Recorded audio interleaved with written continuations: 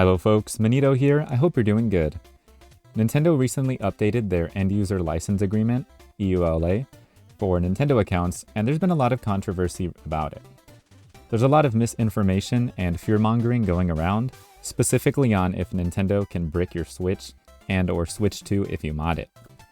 Since my channel is primarily focused on Nintendo Switch modding, I decided to make a video addressing this. If you're new to the channel or have been watching me without subscribing for some reason, make sure to click subscribe and hit the bell icon to stay notified of future videos and live streams. Most of you that watch these videos are sadly not subscribed, so please subscribe and help support the channel. Thank you.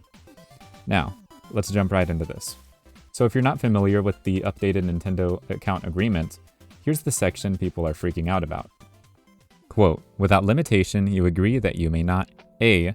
Publish, copy, modify, reverse engineer, lease, rent, decompile, disassemble, distribute, offer for sale, or create derivative works of any portion of the Nintendo Account services.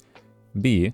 Bypass, modify, decrypt, defeat, tamper with, or otherwise circumvent any of the functions or protections of the Nintendo Account services, including through the use of any hardware or software that would cause the Nintendo Account services to operate other than in accordance with its documentation and intended use.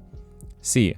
Obtain, install, or use any unauthorized copies of Nintendo Account services. Or D. Exploit the Nintendo Account services in any manner other than to use them in accordance with the applicable documentation and intended use. In each case, without Nintendo's written consent or express authorization, or unless otherwise expressly permitted by applicable law, you acknowledge that if you fail to comply with the foregoing restrictions, Nintendo may render the Nintendo Account services and/or the applicable Nintendo device permanently unusable in whole or in part. End quote. Basically, if you tamper with anything related to your Nintendo account, Nintendo may render your account and/or the Nintendo device you are using permanently unusable in whole or in part. The language used makes it seem like they will do more than just ban your console from using their online services if you don't comply with the guidelines. Many are taking this as Nintendo reserving the right to render your Nintendo device permanently unusable in whole. At the time of recording this video, a console ban is what Nintendo currently does to Switches if they find that illegitimate copies of games have been played on it, if NSPs have been installed, and if other stuff that's generally not considered to be Wi-Fi safe has been done on the console. I have a link in the description of a more detailed list on what exactly causes console bans. As someone who makes videos on how to modify the Nintendo Switch console and games, I'm not too worried about this. Over the past 5 years, I've regularly left my Switch running Atmosphere custom firmware, and I haven't blocked Nintendo servers. Pretty much everything I've covered on the channel has been Wi-Fi safe, and I've used this Switch here in all my videos unless stated otherwise. It's running Atmosphere custom firmware, syscfw, and I can still use Nintendo Online services just fine. For those that are worried about Nintendo possibly banning or bricking your Switch 2 just for having an account linked to a modded Switch, there's nothing to worry about, unless you're doing things that can get your account banned, like uploading modded screenshots and/or replays to shared content in Smash Online, cheating in online games, or committing credit card fraud. If you're not doing any of those, your account will be just fine. Usually Nintendo only bans accounts from their online services if you did any of the things I just listed. And even then, they may only ban your account from playing online in the game you were cheating in. As I mentioned a bit ago, Nintendo typically bans the entire Switch itself from Nintendo Online services. Going back to the updated EULA, this is specifically talking about Nintendo Account services, not the Switch itself. People have blown this out of proportion and are making content like, Nintendo says you don't own your Switch, or Nintendo will brick your Switch. I'm sure there are users out there that are making content with titles like this that are just trying to warn others about the potential dangers of modding your Switch, but there are also many people that are just trying to get clicks. Nintendo legally cannot turn your Switch into a brick. However, they can block you from using their online services on your device if you fail to comply with these guidelines. Here are some messages from the ReSwitched Discord server by user Luigi Blood. It doesn't hold any weight because it's specifically about the Nintendo Account services and not the Switch itself. No one understood it right, me included. The clause is pretty much just saying, don't do pretendo on Switch. Don't try to reverse engineer or hack anything that relies on Nintendo Account to work or will give you the boot. In my opinion, it is true that the final sentence is vague, and it does still let you understand that they can brick systems as a result. But it is only explained from the point of view of the Nintendo Account because it's Nintendo Account EULA, not Nintendo Switch EULA. Which I ended up checking the Nintendo Switch EULA, and actually, Nintendo does not even reserve the right to brick your Switch on that. They really just tell you on that EULA, specifically that if you do any mods on that system, if you do a system update and it doesn't work anymore, you can't blame them. But then people are just kept to theories, and then they think, you don't own your system anymore, which is just nonsense. End quote. And for context, Pretendo, which is mentioned right here, Pretendo is a project that aims to replicate the online functionality of the Wii U and 3DS. Basically, fan-hosted servers that allow you to continue playing your Wii U and 3DS games online. It's pretty cool, you should check it out. Now, what I gather from Luigi Blood's words is that if you were to mod your Switch and you install something to the console, and after a system update your console doesn't work anymore, don't be too surprised. Now, most, if not all of my content doesn't install anything to your Switch console. At least not anything I've covered at the time of this video.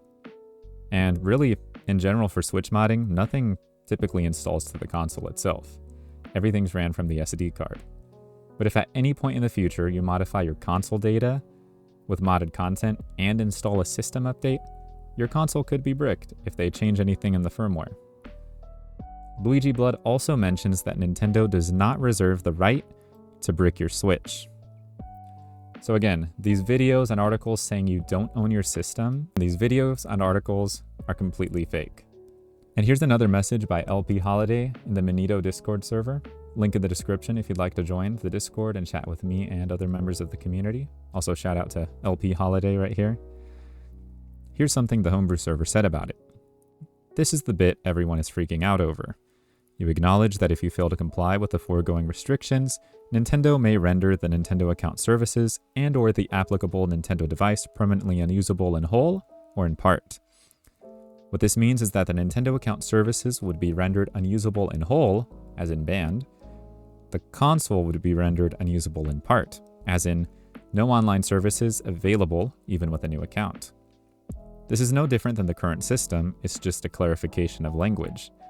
They clarify in whole or in part because a Nintendo account can be rendered wholly or partially unusable.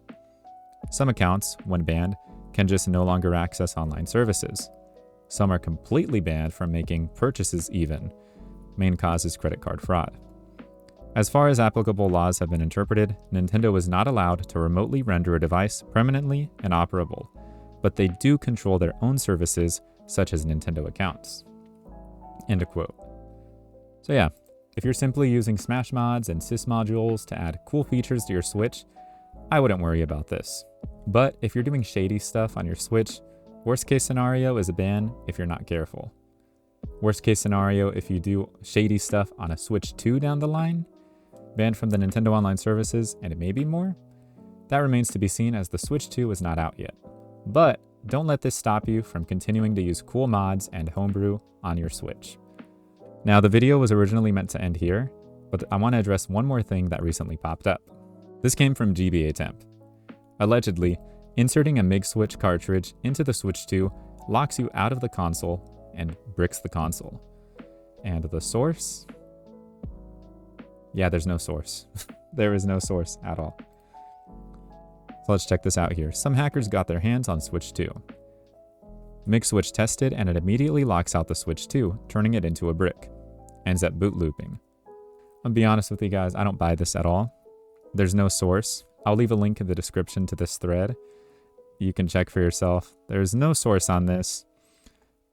And claiming that a game crashing requires a reinstall of the firmware, are you kidding me?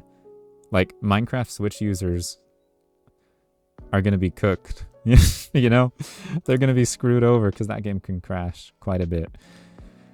Yeah, I don't buy this at all. This is fake, and I wouldn't freak out about it if you have a Mig Switch.